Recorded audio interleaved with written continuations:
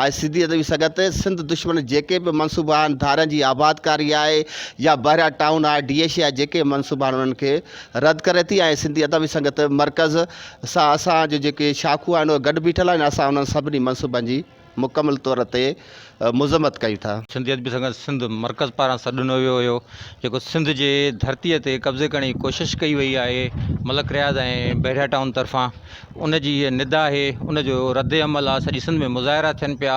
असां सम्झूं था त हीअ जेका कोशिशि थी रही आहे उहा यकीनन नाकारा थींदी, नाकाम वेंदी, छो त सिंध जो बाशऊर तबिको उथी खड़ो थियो आहे। असां सरापा एहतजाज जो अॼु सिंधी अदबी संगत जे सॾ ते असां गॾु थिया आहियूं ऐं असांजो इहो ई मुतालबो आहे त अहिड़नि इहे सिंध दुश्मन मनसूबनि खे फ़ौरन ख़तमु कयो वञे, न त सिंधी माण्हू रोडनि ऐं रस्तनि ते हूंदा पोइ तव्हांखे भॼण जो मौक़ो बि न मिलंदो। सिंध जा जेके बाशूर माण्हू आहियूं उनखे रद्द था कयूं ऐं मलक रियाज़ खे घुरिजे त उहो पंजाब में पंहिंजा इहे मनसूबा क़ाइमु करे हितां सिंध मां जेका पंहिंजा आस्थाना जेके आहिनि उहे उखेड़े खणी हलियो वञे। सिंधी अदबी संगत मर्कज़ जे सॾ ते सिंधी अदबी संगत शाख राणीपुर गॾिजी ऐं सूबो दौरे तरफ़ां जेको आहे एहतजाजी मुज़ाहिरो कयो, जंहिंमें जेको आहे पाकिस्तान जो वॾो दहशतगर्द मलक रियाज़ जेको आहे सिंध ते कब्ज़े करण जी नाकाम कोशिशि करे रहियो आहे।